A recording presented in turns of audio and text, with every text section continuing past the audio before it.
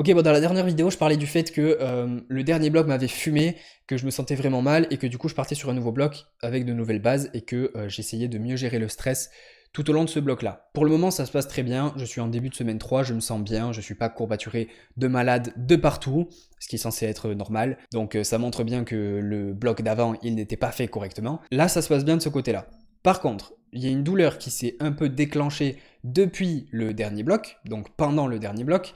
J'avais de grosses courbatures après mes séances. Les courbatures, c'est pas forcément mauvais, mais là, c'était vraiment de grosses courbatures, très inhabituelles. Et j'avais des douleurs qui restaient après ces courbatures-là. Vraiment, là, dans mon cas, c'était pas fou d'avoir ce genre de courbatures. Et du coup, au fur et à mesure des dernières semaines, j'ai un peu identifié qu'est-ce qui me causait des douleurs, quelles douleurs restaient au quotidien. En gros, j'ai mal quand je fais une torsion du buste ou une rotation du buste. Je crois que c'est une rotation du buste qu'on dit. J'ai mal vraiment dans la colonne, je dirais, genre au niveau des vertèbres, et un peu sur les côtés, tu vois. Pas complètement sur le côté du corps, mais proche de la colonne, on va dire. J'ai mal aussi quand je fais des flexions latérales, et là j'ai mal vraiment sur les vertèbres, et un tout petit peu à côté, mais donc de part et d'autre de la colonne, tu vois, vraiment des deux côtés pareil. Flexion latérale à gauche, j'ai mal, flexion latérale à droite, j'ai mal, et j'ai mal quand je fais une extension lombaire un peu trop prononcée. Mais ça, c'est dans mon quotidien, tu vois, donc j'ai pas eu de problème à l'entraînement les 2 dernières semaines, on va dire, avant jeudi dernier. Donc là, on est le lundi. Jeudi, il y a 4 jours, j'ai eu mal à l'entraînement. Et c'était sur un squat. Donc je fais ma série de 4 à 170. Et je sens que ça tire un peu en bas du dos. Je me dis, bon, ok, pas trop grave. Je fais mes séries de back-off. Et au fur et à mesure des séries de back-off, ça tirait un petit peu plus à chaque fois. Donc du coup, évidemment, je ne panique pas. Parce que j'ai déjà eu mal. Et des douleurs à l'entraînement, tu as certainement déjà dû en avoir. Et si t'en as pas déjà eu, ça va venir, c'est obligé, genre t'en auras des douleurs. L'idée c'est juste de ne pas paniquer et d'essayer d'analyser la situation de manière objective. Donc j'ai mal quand j'ai un peu trop d'extension lombaire sur mes mouvements. Comme je l'ai dit, je fais pas attention aux douleurs que j'ai dans mon quotidien parce que ça ne me fait pas mal dans mes entraînements. Donc je me disais bon, ça va peut-être partir au fur et à mesure des semaines. Là du coup c'était l'inverse, il s'avère que c'était un peu plus intense que les semaines d'avant. J'ai mal en extension lombaire, je vais essayer dans la même séance de rajouter du coup du Jefferson curl, donc j'en ai fait, j'ai fait une série en gamme montante, j'ai fait une série de 8 à 100 je crois, avec de la flexion lombaire, donc le fait de mettre du poids en flexion lombaire, ça ne faisait pas mal, tu vois, ça stimulait la zone, mais ça ne faisait pas mal, en mode ça aggrave la douleur. Donc je me suis dit, bon ok, en fait, je n'ai vraiment pas la même chose que ce que j'ai eu il y a 8 mois, où je pouvais absolument pas faire de flexion lombaire sans avoir de grosses douleurs. C'est vraiment différent, la douleur que j'ai actuellement au niveau du dos, que ce que j'avais il y a plusieurs mois. Parce qu'il y a plusieurs mois, j'avais mal en faisant une flexion lombaire, et là j'ai mal en faisant des rotations du buste et des flexions latérales et avec de l'extension lombaire. Donc c'est vraiment genre limite l'opposé. Donc du coup la manière dont je vais appréhender la chose, elle va être différente évidemment. Donc j'ai eu mal jeudi, j'ai fait ma séance normale en me disant bon ok on va voir ce que ça donne dans les jours à venir. Je fais un peu de Jefferson curl, je vois que ça me cause pas plus de douleur que ça. Mais vendredi je me réveille et genre j'ai plus mal que d'habitude parce que bon le matin tu te réveilles t'es toujours un peu raide. Mais là j'étais un peu plus raide que d'habitude. Je me suis dit bon ok bizarre, flemme que ça s'aggrave en fait. J'ai vraiment pas envie de... Maintenant que j'ai recommencé un bloc où je me sens plutôt bien, j'ai pas envie de me dire vas-y super je vais me blesser et du coup je vais devoir repartir encore 12 pas en arrière. Ça va me saouler. Donc le vendredi normal, je fais ma journée, je taffe tout ça.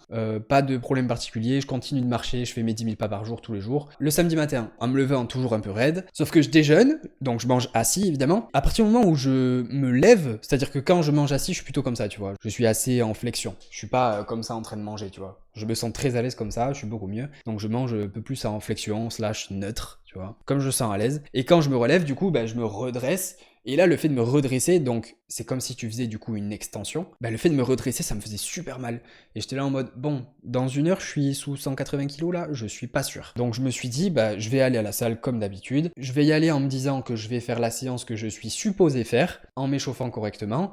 Mais si jamais je sens que à 120, 140, 150, c'est trop douloureux, je me mettrai directement en mode, ok, qu'est-ce que je peux faire dès maintenant pour aller mieux dans 3 semaines, tu vois. Et je vais pas essayer de forcer comme un débile, parce que je l'ai déjà fait, et ce n'est pas intelligent. Donc du coup, j'arrive à la séance, et là je me dis, tu te lèves le matin, t'étais immobile toute la nuit, évidemment. Donc le moindre mouvement me fait mal.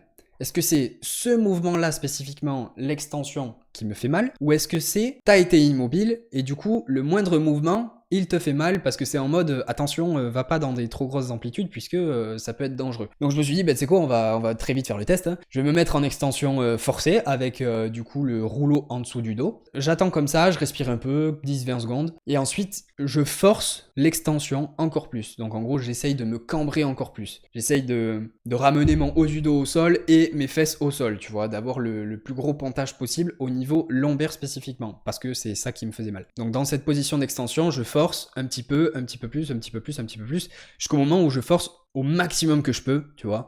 Et ça dure 8 secondes. Hein. Je peux pas forcer plus longtemps comme ça, parce que sinon je vais cramper de ouf au niveau du dos. Donc je fais ça, et là je me rends compte qu'en fait, je n'ai pas plus mal que ça. J'ai même moins mal que quand je me relève après avoir petit déjeuner, tu vois. Donc je me dis, ok, en fait, c'est pas vraiment l'extension qui me fait mal, c'est juste le fait de bouger alors que mon corps n'y est pas préparé. L'extension forcée, en forçant comme un débile, ne me fait pas mal. Donc je fais ça, et directement après, je fais un autre exo qui me fait mal dans la vie de tous les jours, c'est-à-dire flexion latérale. Je mets un peu d'extension au niveau thoracique, comme si je faisais un pontage pour du bench.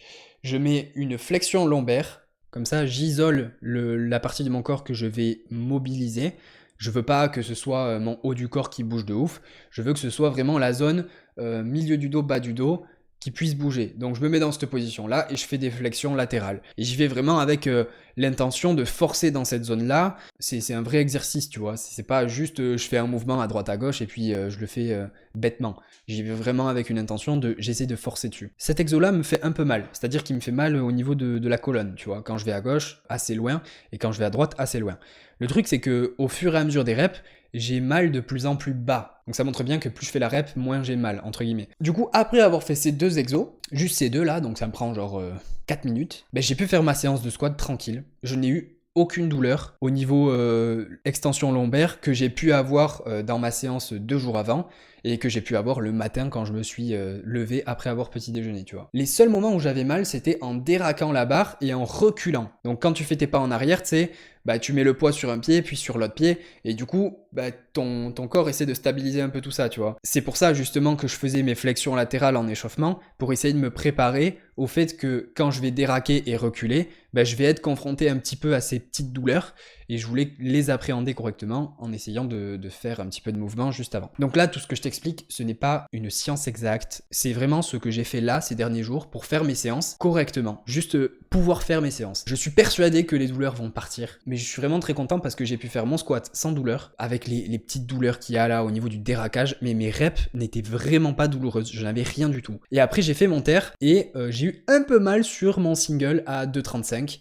mais j'ai quand même pu faire mon single à 2,35, tu vois. Et après, sur mes back-off, je n'ai pas eu de douleur du tout. Et aujourd'hui, lundi, j'ai fait ma séance squat et j'ai eu 0 douleur aussi, en faisant le même échauffement là que j'ai fait juste avant mon SBD. Alors que ce matin, je me suis levé et j'étais encore raide au niveau du dos, tu vois. Donc je trouve ça fascinant que, en te levant, tu puisses avoir mal en mode ramasser un truc par terre, ça va être douloureux, m'asseoir pour déjeuner et me relever, ça va être douloureux, mais que tu fais 2 exos et en fait, tu peux faire des séances de squat avec 160 kg sur le dos. Je trouve ça fascinant. Donc là, tu vois, je te fais ça juste pour te dire quelle douleur j'ai actuellement et comment je la gère. Je ne suis pas du tout en train de dire vas-y, gère tout seul, fais n'importe quoi entre guillemets, ou mets du poids quand t'as mal, ça va passer. Non, là je le fais vraiment pas en mode serre les dents, tais-toi et force.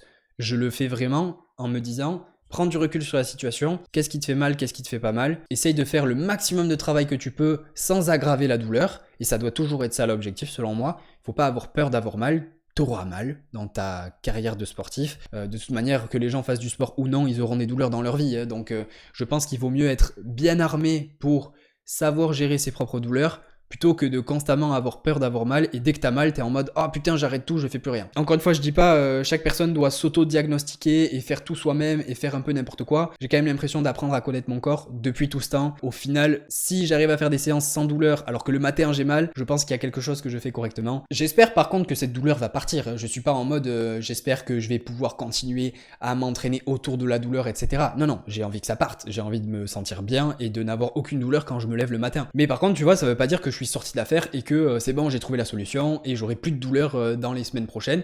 Non, c'est possible que là, au moment où je te fais la vidéo, tout se passe bien, mais que dans 2 jours, en fait, je refasse le même échauffement, etc. et que je me fasse vraiment mal pour le coup, mais bah, je peux pas le savoir, en fait. Et du coup, par rapport à ce que je fais actuellement et la manière dont j'analyse les douleurs que j'ai, c'est selon moi la meilleure chose que j'ai à faire. Je vois littéralement pas l'intérêt d'avoir peur de me faire mal et de me dire ok bah je repars avec 50 kilos de moins sur toutes mes barres. Je suis vraiment pas convaincu que ça pourrait améliorer les choses dans l'instant T, tu vois. Je pense que là ce que je fais c'est le plus pertinent et si jamais je me trompe on verra bien en tous les cas, mais j'ai plutôt bon espoir sur le fait que ça va s'améliorer dans les jours à venir. Donc voilà, petit message de fin, quand tu as mal, et un regard objectif sur tes douleurs et ne panique pas. Et si jamais la réponse c'est arrête-toi, alors arrête-toi, mais si jamais tu peux faire autre chose, bah fais autre chose. Voilà, si t'as aimé, mets un j'aime, commente pour me dire ce que t'en as pensé. Je te dis à la prochaine, reste positif, surtout parce que ça peut vraiment t'aider dans des situations comme ça, de rester positif, de regarder les choses objectivement et d'essayer de trouver des solutions. Bon allez, terminé, j'arrête de parler. Reste positif. Peace.